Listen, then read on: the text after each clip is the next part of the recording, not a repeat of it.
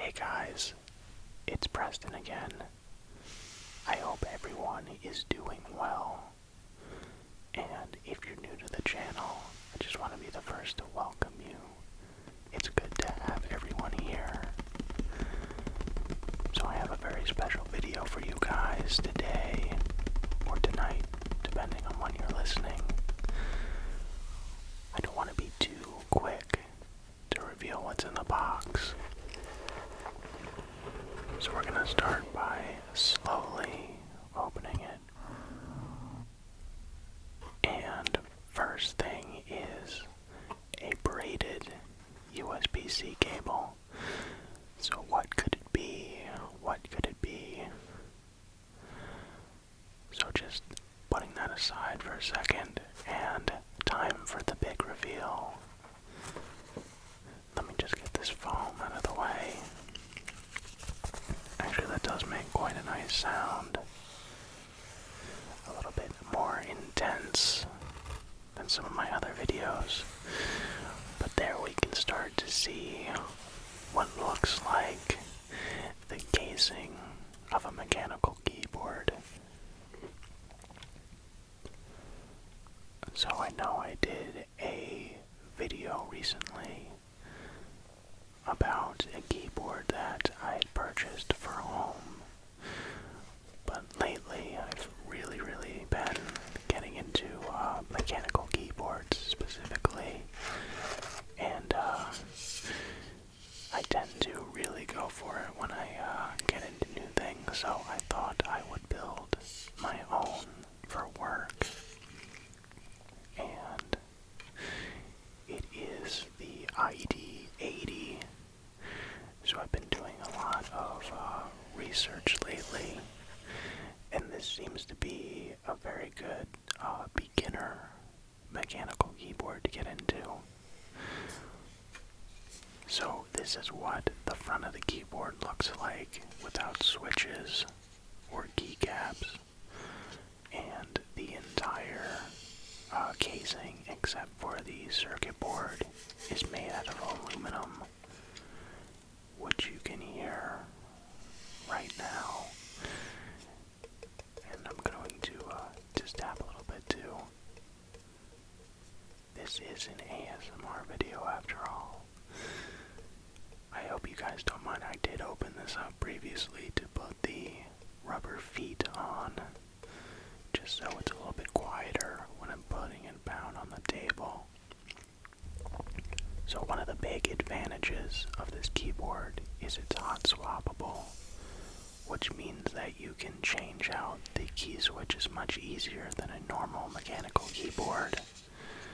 And this also features some stabilizers that come pre-installed. So you'll see that on the right side that my finger's tapping on right now. And they feel okay. A little bit wobbly, but they did come with the keyboard, so I'm going to use them for this build. And since I'm new to the hobby, I'm just going to try them out and see what I like.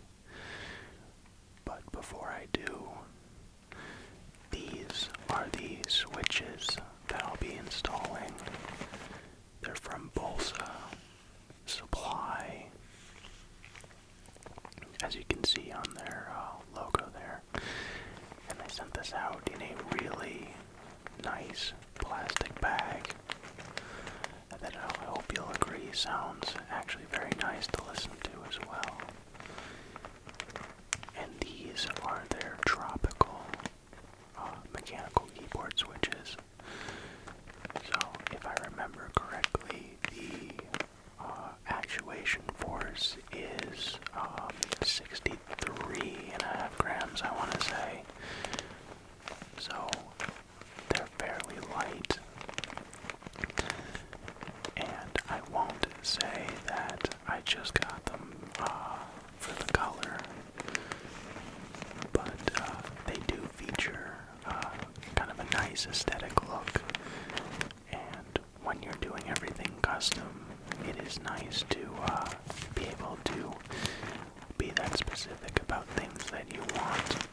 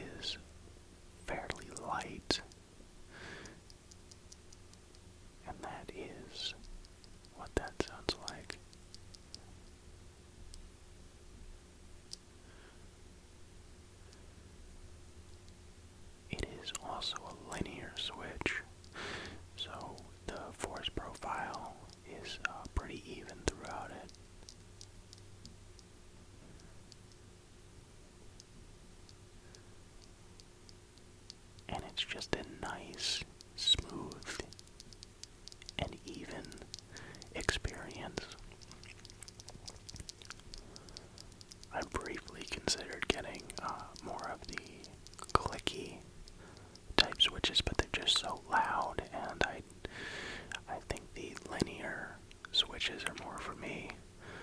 So I thought this would be a good test for my first build. So let's just get all those switches out right now. And it's a little bit surprising to see all of the switches piled up and just how many go into even a small board like this. I didn't mention it before, but this is a 75% style keyboard, which means that it doesn't feature a number pad. So you get a little bit of extra room on your desk, and I never use the number pad anyway, and before I even started looking at keyboards, I didn't really realize that there were options for sizes. So it's interesting to see how much you really learn about things once you pay attention. So I am just going to go through the entire keyboard and just double check that I have the alignment right and that I also ordered enough switches. I'm 99.99% sure I did, but I do want to make sure just before I put them into the circuit board.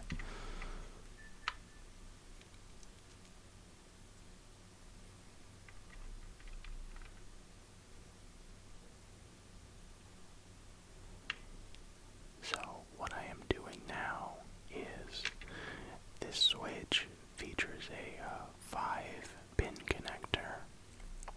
So 2 of the pins actually connect to the circuit board, and there's a 3rd pin in the center that you'll see is the big, well, not too big, the largest of the circles in each key, for each key, I should say. And the 2 other ones are to the left and to the right of that.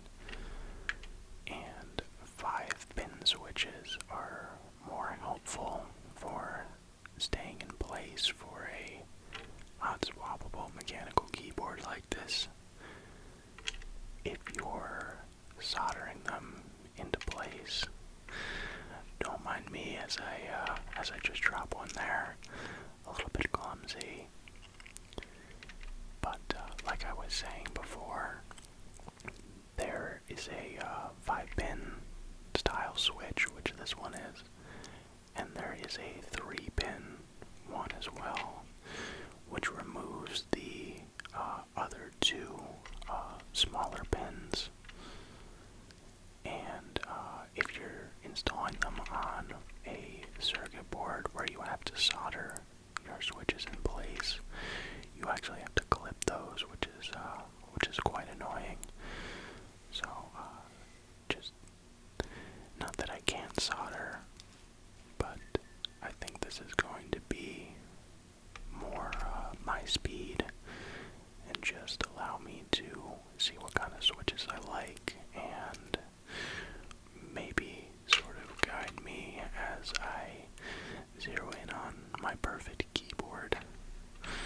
And I'm sure as I say that, the people who are extremely into mechanical keyboards are shaking their heads going, there's no such thing. Just like you almost never find the perfect of anything. Maybe now that I think about it a little bit more, perfection is never truly what we're going for. I think some of the whatever product you're using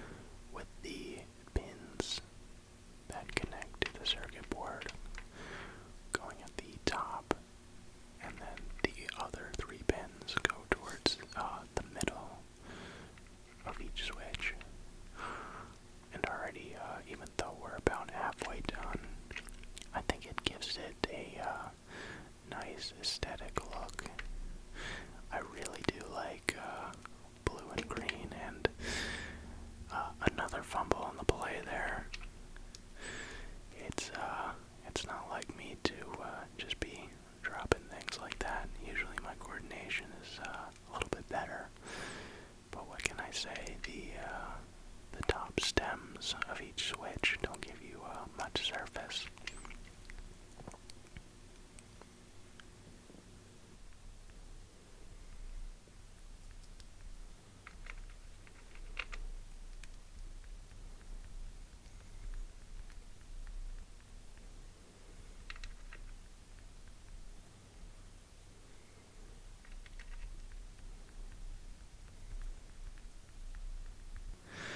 So it is important to double check everything and to make sure that you're doing it properly, and definitely leave yourself enough time for everything.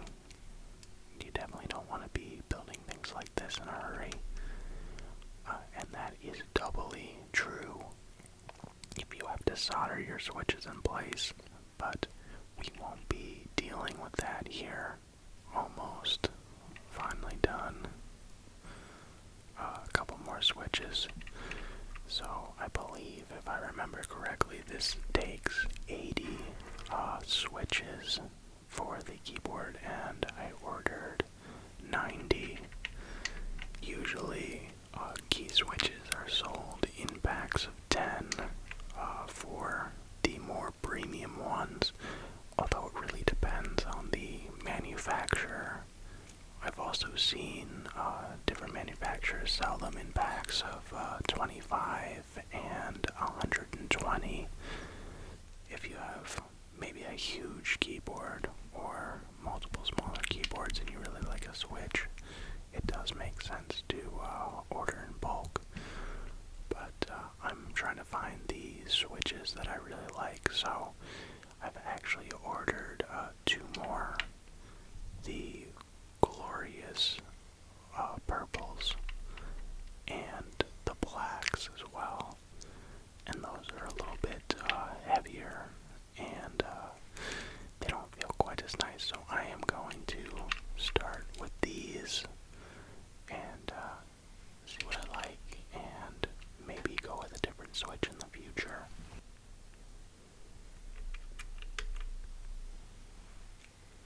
Give you a little bit of a closer view of the switch. So that is the stem,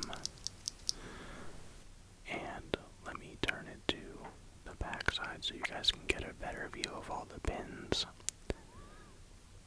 So this one on the top left is the first metal pin, and that is the second on the right, and you can see that third large pin that holds everything together, along with the 2 on the left and right hand side. So now that our key switches are placed in the correct orientation and in the right slots on the circuit board, we're actually going to connect everything, and I'm going to take the audio out of this and also speed it up in just a second. The sound that it makes is not relaxing at all, so I'm going to save you guys from that. And in the meantime, I am going to become the fastest mechanical keyboard assembler there is. So just very, very quick. Oh, look at me go. Oh, so fast. So dexterous. We're just gonna keep going until all of the switches are connected. So again, we are checking each switch that it's in the correct orientation and that all the pins are straight before it gets connected to the circuit board. I think by now you guys are starting to pick up on everything. Should be double checked. And since it's my first build, it's more of a quadruple check.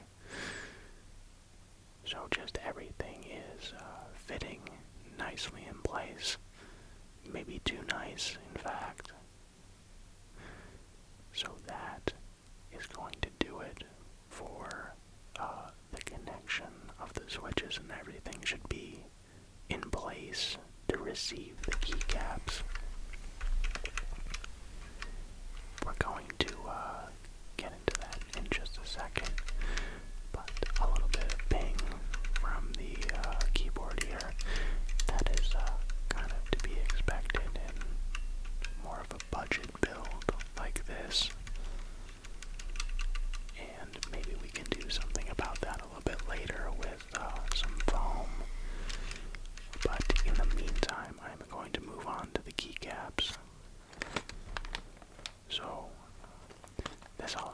comes in a heavy plastic bag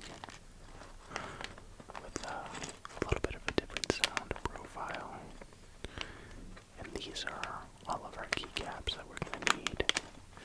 It's just a simple dark gray and light gray set.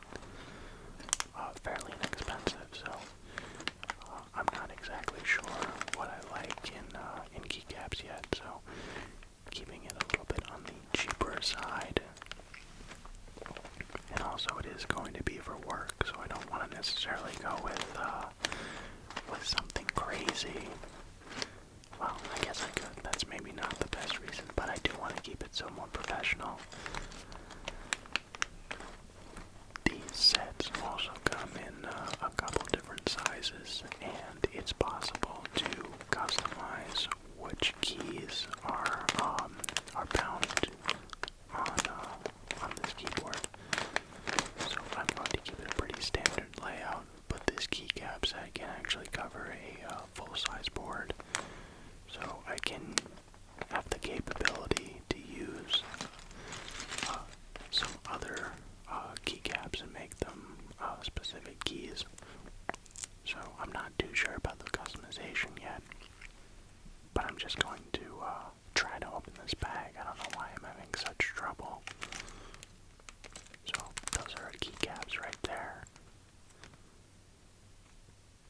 And I'm just going to dump them out, and hopefully it is not too loud. I'm trying to keep it very quiet, very relaxing.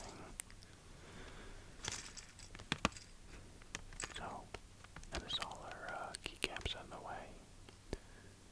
And this is set by Alferior Keys, I believe it's pronounced, and that is their logo right there. So pretty cool stuff. So guys, again, I am going to save you from the noise that putting the keycaps on makes. It's surprisingly loud. So instead, I am going to call upon the power of caffeine and the magic of video editing to once again become the fastest keyboard assembler there is. I mean, that's great stuff. Look at those hands flying. Look at all those keycaps being put into place. Incredible stuff. Just speed running through it. So I am going to go with a pretty standard setup for right now. And like I was saying earlier, I'm not quite sure what I like yet. But you can see how the stabilizers fit with some of the larger keys, like the Enter key there, for example, or the backspace. And those just, well, they're stabilizers. They do exactly what they say they do. And they hold the outside of the keys in place and make sure that the force is applied evenly across the entire keycap, no matter where you press it. And at the moment, I am undecided what I want the final two keys on the bottom right-hand side of the keyboard to be. So I'm just going to leave those blank temporarily until I make up my mind. So we'll see about that.